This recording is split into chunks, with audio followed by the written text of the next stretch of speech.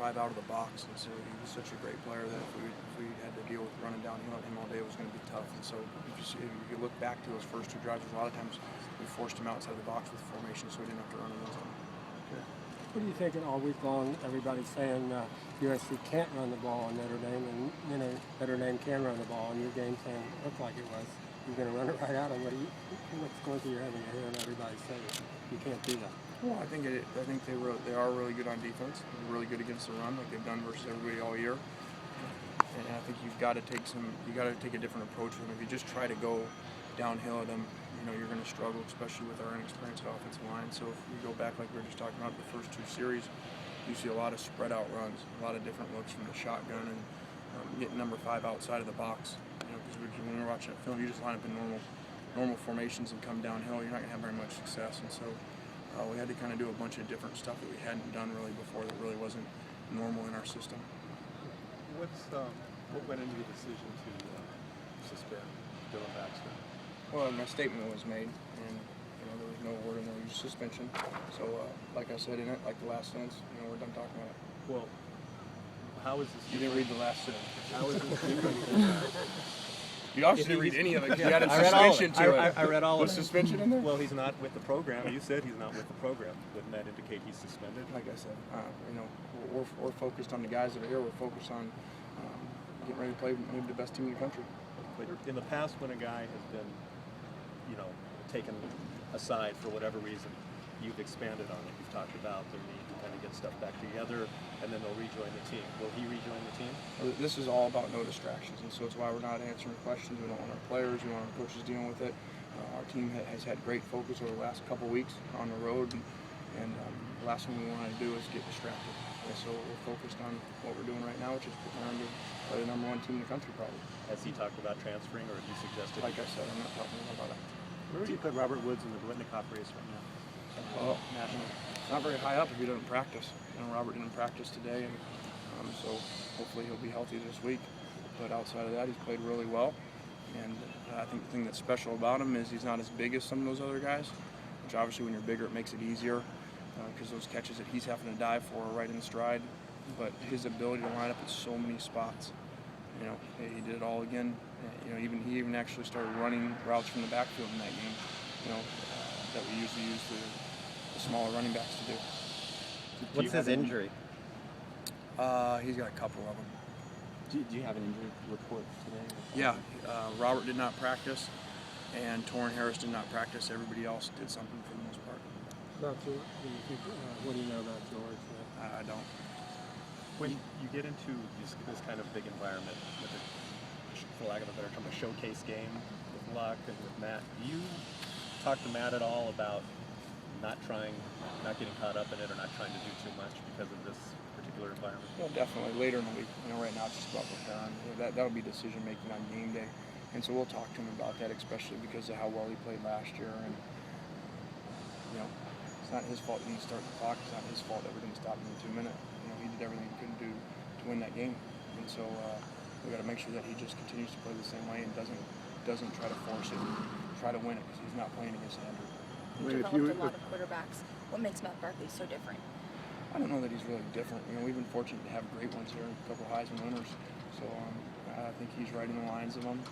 He prepares as well as any of them ever have. And his focus for the game, want to be great, as good as any of them. Is there anything that stands out with him versus other players that we've helped coach? No, I just think he does everything right. And where I think maybe that there was a flaw in somebody that you're always trying to change it. He really is. Just does every aspect of what you want on and off the field, right? When people sort of look at this game, they say, USC almost beat Stanford last year, and USC is better this year than last year. Do you think Stanford is better this year than they were last year? Well, they're playing better if you look at the margin of difference, and I think that's unexpected. I think everybody thought there'd be a drop-off. They lost some players. They lost part of their coaching staff, including their head coach, which was what had made their team special. Jim coming in there and completely changing their mindset of how they play and their belief that they can go beat everybody, and it showed up. And so I think that there was a lot of thought that would drop off, and obviously, Coach Shaw has done a great job, and they're probably even better right now than they were. Lane, where does Luck rank in the college quarterbacks that you've seen? Well, I don't know how you could find a more efficient quarterback that's ever played college football. You know, if you put his numbers up and what he's done, and now wins and losses, and then the red zone production. I mean, the quarterback has everything to do with third down and red zone. You know, I mean, if he's not on, you're not going to do well in those two categories. And for 2 straight years, have been phenomenal in third down. And you look at this year, you know, they're 100% in the red zone, and that's hard to do on air. What's been so special about Barkley to Woods? Why has that been so productive?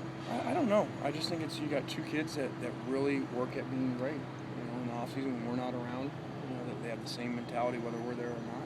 You know, that they just want to be great.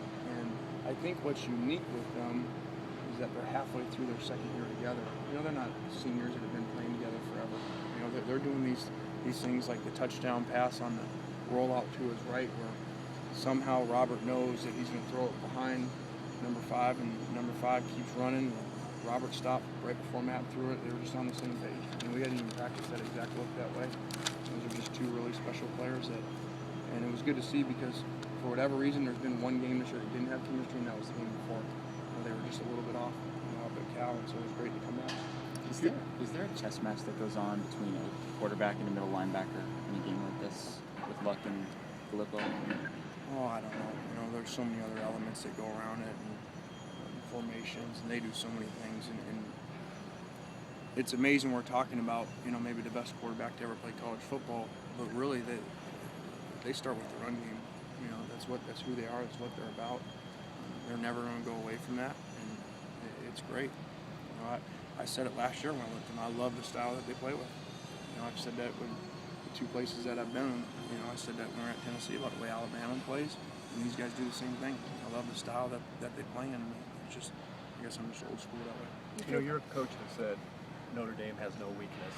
Now you're saying that Luck might be the best college quarterback in the history of college football. Do you truly believe that, or are you saying that just to kind of put some pressure and expectations on him? No, I do believe that, and I'm not the only one. I mean, people have been saying that for 2 years. You know, that you know, you hear draft people say he's the best quarterback prospects, you know, since Elway. And so those are big. You had a team come out and say before the guy declared it, he's going to be the #1 pick of the draft and that was after his sophomore year. And I can't imagine that's been said many times ever. Coming off a big win under the national spotlight again, how do you feel about the future of your program going forward, given the scholarship productions and everything that you're facing? Well, I feel really good. I mean, I think what Trojan fans should be excited about, you know, we went into South Bend and played 45 initial scholarship players in that game. And so I think everybody's concern is what's coming and the reductions, and so we're already getting practice at it. So it's good to see that we can perform at a high level with those type of numbers, and we've been dealing with stuff like that for 2 years already. You threw Galton really good at the right side. Is that because of Martinez slash production, or what's your mentality? No, just really that's, you know, where he should be anyway, and you know, that puts Martin Coleman on the other side. We were just trying to, you know, get Marcus Martin going a week ago after coming off a subpar game, and our guards actually I think were probably the biggest key to that game. You know, the 2 guards played really, really well in South Bend. Marcus played his best game by far, and John played his best game by far, which was great to see. Wait, are you not saying what Robert's injury is? He's got a couple of them. Well, is he going to play? I hope so. Does that I mean hope so. is probation then not as big a deal as people made it out to be then?